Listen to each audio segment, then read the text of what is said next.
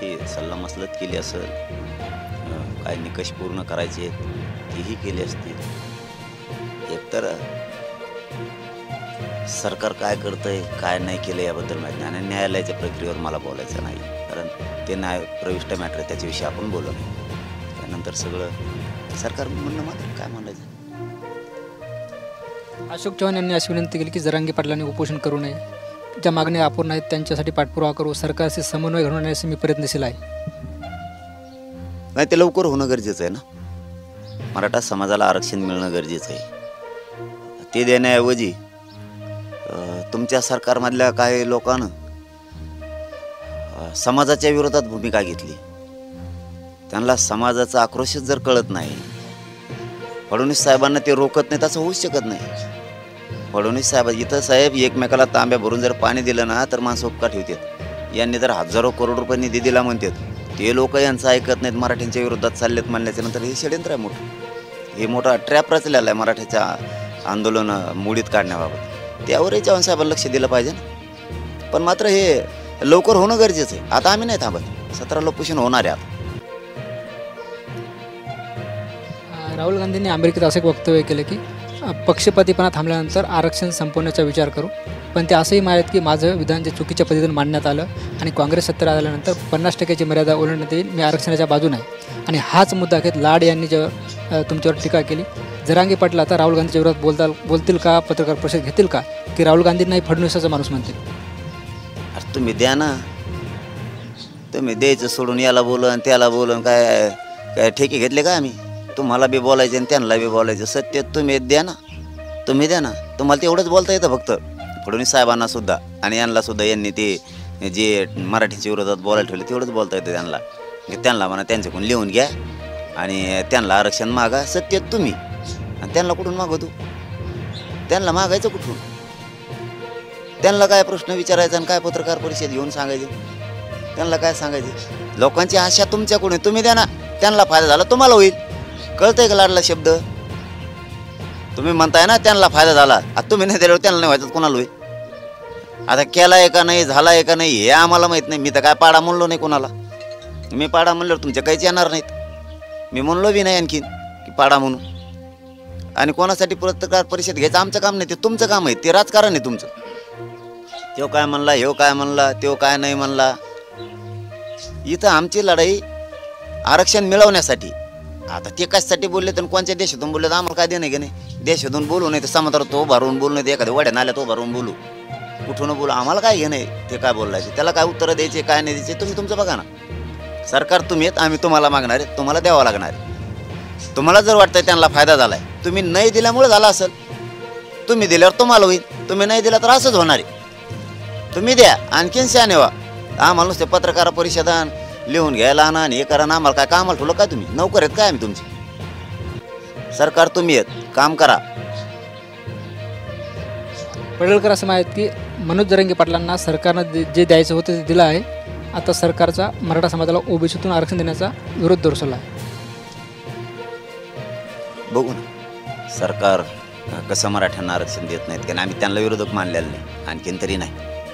आजपर्यंत आम्ही त्यांना कोणाला बोललोय नाही. ते तिकडं बसलेले ते यावल्यात गाड्या करतो ते मेन ते यांचं, बाकीचा काय दोष नाही. इम्तियाज जलील असं माहीत की अजून प्रस्ताव आला नाही, मात्र जातीच्या आधारावर युती करता येणार नाही. जर जरांगे पाटलांनी पक्ष काढला तर त्यांच्यासोबत जाऊ, पण ते कोणते उमेदवार देतात अजून सांगता येत नाही. ते आता पुढचा लांबचा विषय आणखी, आत्ताच काहीच नाही. त्या विषयावर आमचं आणखीन ठरलंच नाही, त्यामुळे त्या विषयावर चर्चा करून उपयोगच नाही. पाडायचे आहेत का लढायचे तर आमचंच आणखीन बैठक झाली, त्यामुळे त्या विषयावर आत्ताच बोलून ते संयुक्तिक नाही होणार. बार्शीचे आमदार राजेंद्र राऊत यांनी आजपासून ठिय्या आंदोलन सुरू केले. सकाळी 10 ते 7 या वेळेत ते बसणार आहेत. त्यांचं असं म्हणणं आहे की आरक्षणासाठी विशेष अधिवेशन लावावं आणि ज्यांचा ओबीसीला विरोध आहे, मराठा ओबीसीतून विरोध आहे, ते उघडे पडतील. महाविकास आघाडीची भूमिका यातून पुढे येईल. मी परवाच सांगितलं ना, मी नाही बोलत आहे कोणावर बी. असले मराठ्यांना मारायला निघालेली, मराठ्यांचे लेकरं संपवायला निघालेला गिनीतच नाहीत आम्ही. स्वतःच्या पक्षाच्या फायद्यासाठी निवडून येण्यासाठी बोलायचं आणि गोरगरिबाला आरक्षणासाठी बोलायचं नाही. म्हणजे यांना आरक्षण महत्त्वाचं नाही आहे, यांना आरक्षण मोठं असलं पाहिजे. बाकीचे बघा त्यांना किती आरक्षण मोठं आहे, त्या आरक्षणासाठी पक्षाच्या नेत्याच्या सुद्धा विरोधात जातात. मराठ्यांच्या विरोधात आंदोलन उभा करतात आणि मराठ्याचेच पक्षासाठी आंदोलनं करतात. हे लिहून आणन ते लिहून आणन, आमच्या नेत्याला बोलवतो आमका होतो तामका होतो. यांना आरक्षण मोठं असलं पाहिजे. बाकीच्या ओबीसीच्या नेत्याला आरक्षण मोठं आहे, यांना पक्षांनी नेता मोठा. जाऊ देऊ, त्याच्यावर बोलतच नाही मी, असली गिनीतच नाही आम्ही. चल, तुम्ही बोलत नाहीत मात्र लाड सातत्यानं टीका करतात. ते असं म्हणतात की शरद पवारांना जे बोलता येत नाही ते जरांगे पाटलाकडून वधून घेतलं जातं. जैसो को तैसा मिळतो क्या बात असं म्हणतात.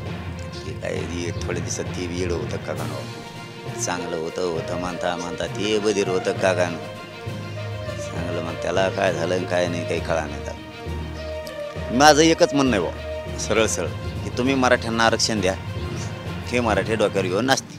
पण तुम्ही नाही दिलं, खेळ खलास. आपल्याला एवढंच माहिती, तुम्हाला जर 50-55% राज्यातला मराठा विरोधात जाऊ द्यायचा नसला, मराठ्यांना ओबीसीतून आरक्षण देणे. तुम्ही दिलं नाही तर तुम्ही किती आदळापट केली, किती फोडाफोडी केली, विषय तुमचा संपणार आहे. कारण तुमच्या पक्षातल्या गरिबांना सुद्धा आरक्षण मोठं वाटतंय, नेता आणि पक्ष मोठा वाटत नाही.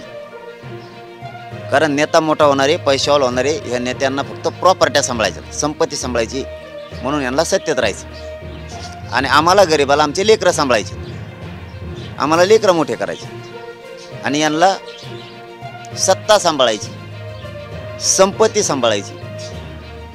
यांच्या पुढे तो प्रश्न आहे. यांचे लेकरं सगळ्यांचे परदेशात शिकायला, हे करोडपती झाले. यांच्या संपत्त्या यांना सांभाळायच्या, आम्हाला आमचे लेकरं सांभाळायचे आणि लेकरं मोठे करायचे. त्यामुळे त्यांच्या पक्षातल्या गरीब मराठ्यांना सुद्धा वाटतंय लेकरं सांभाळा, नेता पक्ष सांभाळायचा नाही. आणि दादागिरी फादागिरीला मराठी मोजित नाहीत, गरीबसुद्धा मोजित नाही. तर गरीब म्हणतो काय दादागिरी फादागिरी नाही, बघू काय होईल, बघू आपल्या लेकरांसाठी आपण लढू. डायरेक्ट गरीब मराठी म्हणायला जातात, भेट नाहीत ते. हां, कसले दादागिरी काय आमदार आमदार काय दादागिरी, सगळ्याच्या दादागिऱ्या मोडीत काढतो मी. थोडं थांबा, यांची दहशत यांनाही, ज्या आमदारांची दहशत आहे ना, यांची दहशतच मोडून टाकतो सगळ्याची. गरीबावर दहशत करता काय, आणि गरिबांनी डोक्यात घेतलाय आता. हां, सरळ अजिबात भ्यायचा नाही कोणाला. म्हणतात आपले लेकरं मोठे करायचे आपल्याला, त्यांचे झाले काय दहशत आणि फाशी त्यांची. याचे आमदार आणि फामदार काय त्यांचे, यांच्या दहशतीत मोडीतो. थांबा जरा, थोडा धीर धरा. प्रसाद लाड असं म्हणतात, मी गणपतीची शपथ घेऊन सांगतो, जर जरांगे पाटलांनी महाविकास आघाडीला प्रश्न विचारले तर मी भाजपाचा राजीनामा देऊन तुमच्या आंदोलनात सहभागी होईल. शपथ गणपतीच कशाला होता त्या बिचारीची. आता तेवढाच देव राहिला का तुम्हाला शब्द व्हायला, बाकी संपले सगळे. शब्द कशाला होता, दैवताच्या शब्द कशाला होता तुम्ही. तुम्हीच तुमच्या नेत्याला प्रश्न विचारा ना. सगळ्या सोयऱ्याची अधिसूचना काढली, अंमलबजावणी का केली नाही. सरसकट राज्यातले गुन्हे मागे घेऊ म्हणले होते, का घेतले नाही. विचारणा तो आहेत नेत्याला. इकडं कुंकड निघाला तिसरीकडंच, ते विचारणा. मराठा आणि कुणबी एकच आहे, आपण का देत नाहीत. 2004चा अध्यादेश आहे, मराठा आणि कुणबी एक असल्याला सुशीलकुमार शिंदे सरकारनं काढलेला, का देत नाहीत. आपल्या ज्या मराठ्यांच्या नोंदी सापडल्यात कुणबीच्या, त्या का थांबून धरल्यात. विचारणा तो आहेच नेत्याला. यासाठी का नेमली. गोरगरीब पोरांवरती लाखोनं केसेस का केल्या. बलिदान गेलेल्या कुटुंबाला नोकऱ्या का दिल्या नाहीत. शिंदे समितीला मुदत वाढ दिली, शिंदे समिती का काम करत नाही. ECBC मराठ्यांनी 10% मागितलेलं नाही तरी का दिलं. विचार ना देवेंद्र फडणवीसला. इकडं कुंकड निघालं वर तोंड करू. विचार ना EWS मराठ्यांचं का रद्द केलं. EWS मधून पोरांनी शिक्षणात नोकरीत अर्ज केले होते, ते का रद्द करायला लावले, का रद्द करायला लागलेत. अरबी समुद्राचा छत्रपतींचा पुतळा का झाला नाही. कोपर्डीच्या ताईच्या आरोपींना फाशी आणखीन का नाही. विचार ना. इकडं कुंकड निघाला. शेतकऱ्यांना आता सरसकट नुकसान भरपाई द्यायची, ती दिली का ते विचार. काही तुमचे अधिकारी मराठ्यांच्या व्हॅलिडिटी देत नाहीत, ते प्रश्न विचार का देत नाहीत. रेकॉर्ड जळालेला नसून मराठ्यांचा रेकॉर्ड जळाला म्हणतात, ती प्रश्न विचार. जळालेला नसून का म्हणतात. देवदेवतांचे तिथं रेकॉर्ड आहे मोठा.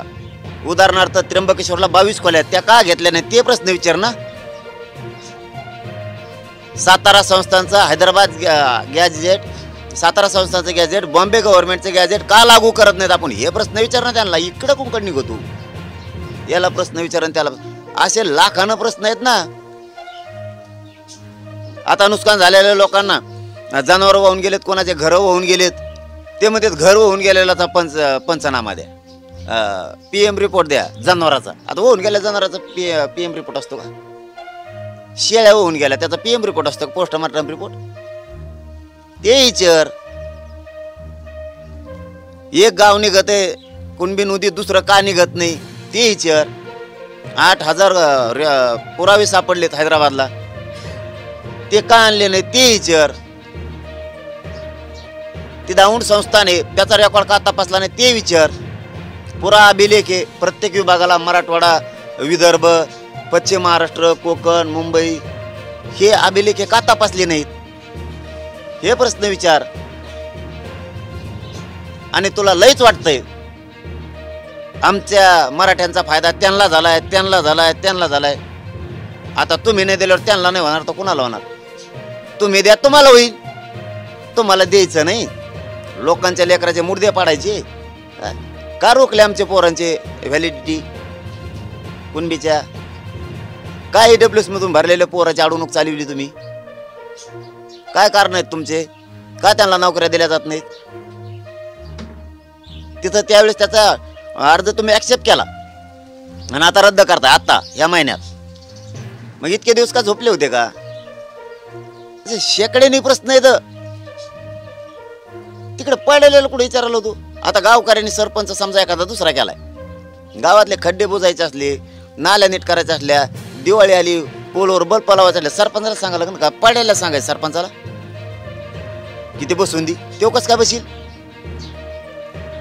आणि ही कोणची लोकशाही आहे? ज्याच्या हातात सत्ता आहे, जो त्या राजगादीवर बसलाय त्यालाच प्रश्न विचारावा लागते. किंवा प्रत्येक जातीचा माणूस आंदोलन तिथंच करू शकतो ना. आता त्यांचं कोणतरी डबडं बसलंय, ते अधिवेशन बोलावं म्हणून कोणीतरी बसलंय. महाविकास आघाडीने मागणी केली त्यांनी अधिवेशन बोलवा. विधानसभा अध्यक्षालाच करायला लागली ना, मुख्यमंत्र्याला, विधानसभा अध्यक्षाला, गृहमंत्र्याला किंवा त्या सत्तेत कोण त्याला. अरे सत्तेकडेच मागायला लागेल ना. तुम्ही अधिवेशन कोणाला मागितलं? तर सरकारलाच मागितलं ना. आम्ही आरक्षण कोणाकडे मागणार? त्याने का अर्ज केला नाही? त्यांच्या माजी विधानसभा अध्यक्ष असं ना कोणीतरी पाहिला महाविकास आघाडीचा, त्याच्याकडे की बाबा अधिवेशन बोलो, कम नाही केली. त्यांचा कोणतरी माजी मुख्यमंत्री असं नाही एखादा, त्याच्याकडे कम नाही मागणी केली. 1 दिवसाचं अधिवेशन बोलवा, दूध का दूध, पाणी का पाणी करायचंय. सगळे आमदार बोलतायत का बघायचंय. कोण ओबीसी आरक्षण कोण बोलतोय मराठ्याच्या? मागणी कोणाकडे केली? सरकारकडेच केली ना. आणि आम्ही मागणी इकडे उलट्या खोबडीचे का तुम्ही? आम्ही इकडे मागणी करा तुम्ही तिकडे करा. किती दिवस येड्यात काढणार तुम्ही लोकाला? तुम्ही काय झालं हे आता ते चोराचे काहीतरी म्हणे बघा, उलट्या बॉम्बा, चोराच्या उलट्या बॉम्बा, असं झालंय आता देवेंद्र फडणवीस. हे देवेंद्र फडणवीस बोलते, हे लोक बोलतच नाहीत. हे आमदार कोण आहेत ना, हे बोलतच नाहीत. काय व्हायला लागलंय? यामुळं मराठ्यांचे आमदार त्याच्या दबावापोटी बोलायला लागलेत, पण जनतेतून ते संपायला लागले. त्यांच्या लक्षात येणार आपल्या बळीचा बकरा करायला. आणि फडणवीसच्या लक्षात आहे ना, हे आमदार बोलल्यामुळं आपलं जास्तच फसत चाललंय, खड्ड्यात चाललो आपण. त्यांच्या लक्षातच का बसत नाही. लोक तर म्हणतात लय हुशार आहे तो, लय आमका त्या का तेवढ्यातच हुशार आहे. मग याला फोड्यो त्याला फोड्यो त्याच्यावर केस कर, एवढ्यातच हुशार आहे काय? मग ते राजकीय समीकरणं गणित मांडता येत नाहीत का? लोकांच्या भावना नाही कळत का जनतेच्या काय आहेत? लोकांचं मन जाणून घ्यायचं नाही, काय नाही, आणि नुसत्या काड्या करीत राहते. त्याला कळून सुद्धा आहे ना की आपण फसत चाललोय. तुम्ही इतके फसत चाललात की तुम्ही उद्या निवडणुका घेतल्या तरी फसलात, आणि तुम्ही 4 महिने घेतले तरी फाटलात. तुम्हाला तोडगाच काढावा लागणार आहे. फडणवीस साहेब, तुम्हाला प्रामाणिकपणा सांगतो, तुम्हाला मराठा आरक्षणावर तोडगाच काढावा लागणार. नाही तर तुम्ही उद्या निवडणूक घेतल्या तरी गेले आणि 4 महिन्यात घेतल्या तरी गेले. मी एक शेतकऱ्याचं पोरगं म्हणून सांगतो तुम्हाला, आडवं बोलत नाही फडणवीस साहेब, किंवा तुम्हाला जाणून बुजून टार्गेट नाही करत. तुम्हाला मराठा आरक्षणाचा तोडगाच काढावा लागणार आहे. नसता तुम्ही निवडणुकीची घाई केली की तुम्ही संपले, आणि उशिरा घेतले तरी संपले. तुम्हाला तोडगाच काढावा लागणार आहे हुशारी ना, आणि ते बी गोडी गुलाबी नाही. यातले टुंबळे उभा करून जर असं केलं ना, आरडाओरडा आमदार मराठ्याच्या अंगावर घालून, मराठ्याच्या अंगावर गेलेले आमदार संपले आणि तुमचं सत्ता संपली. तुम्हाला हे तुमच्या डोक्यानं हाताळावं लागणार आहे. तुम्ही किती सरकारी आंदोलन उभा केलेत या राज्यात? अगं बा बा बा बा, आता हे 15 दिवस जाऊन नुसतं सरकारी आंदोलन उभा राहणार आहे. सरकारी आंदोलन उभा राहणार आहे आता राज्यात फडणवीसांचं. कशाला कुठाण्यात पडता, नका रोष अंगावर घेऊ फडणवीस साहेब. एकीकडे तुम्ही हे सगळे प्रश्न उपस्थित करताय, पण लाड असं म्हणतात की मनोज जरांगे पाटलांचा मराठ्यांना वीट आलाय. राजेंद्र राऊत यांनी मनोज जरांगे पाटलाचे कपडे फाडले, अशी टीका लाड यांनी केली. नाही तर कपडे चांगले आहेत बा. मग कपडे फाडायचे ते जन्मायचं आहे. जन्मायचं आहे हो. ज्यांच्या दहशती आहेत ना, दहशतीच खलास करतो गोरगरीबावर. दहशती माझी होती काय, येईल वेळ येईल. दहशत माझी होता काय गोरगरीबावर. गरीबाच्या जीवावर मोठा होता त्यांच्यावर दादागिरी करताय काय. तुम्ही आरक्षण तर देऊ नका, मग मराठी कसे कपडे फाडीतो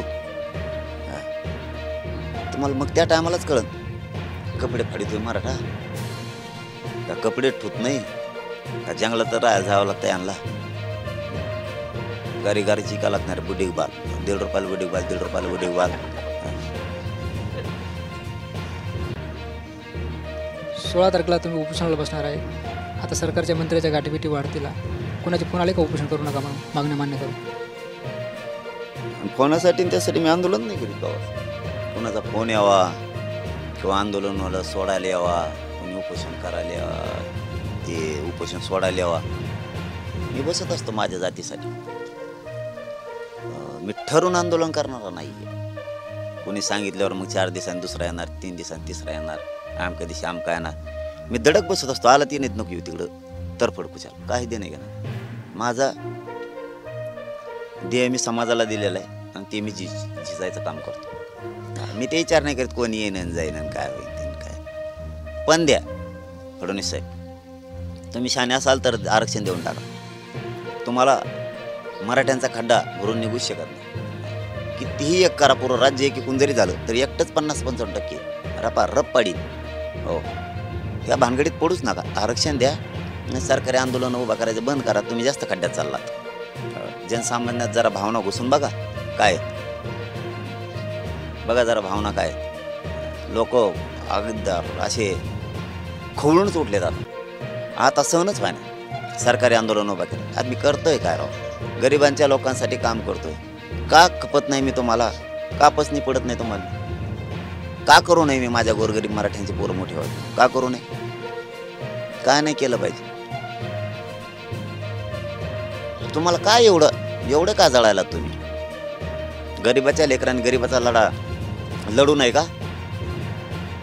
तुम्हाला तुमच्या आमदारक्या वाचवायच्यात, खासदारक्या वाचवायच्यात, तुम्हाला मंत्रिपद, सरकार, पक्ष वाचवायचा आहे. मला माझ्या जातीचे लोक वाचवायचे आहेत, गोरगरिबाचे ते मोठे करायचे. का मी लढू नाही का. तुम्ही देऊन टाका फडणवीस साहेब, लफड्यात पडू नका. लय महागात पडेल तुम्हाला. एक बी माणूस नाही राहायचा, एक बी. खरं सांगतो तुम्हाला, एक बी नाही राहायचं हो. तुम्ही आपलं देऊन टाका. कारण मराठ्याला छेडल्याला आत्तापर्यंत मराठीने टिकूनच दिलं नाही.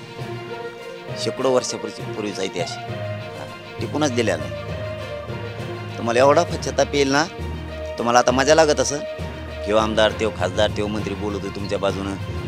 काही माकडं मुकडं इकडून तिकडून गोळा करून आलेले, पळलेले फाडलेले सगळे पडेलच गोळा केले जातात. निवडणुकीचे प्रमुखती आहेत सगळे पळलेला माल, कचरा कुचरा सगळं. आणि तुम्हाला वाटत असं लय टोळी दिसायला लागली. टोळी नाही, टोळी नाही. मतदानाच्या अगोदर 2-3 दिवस मराठी सगळं वातावरण फिरत असते.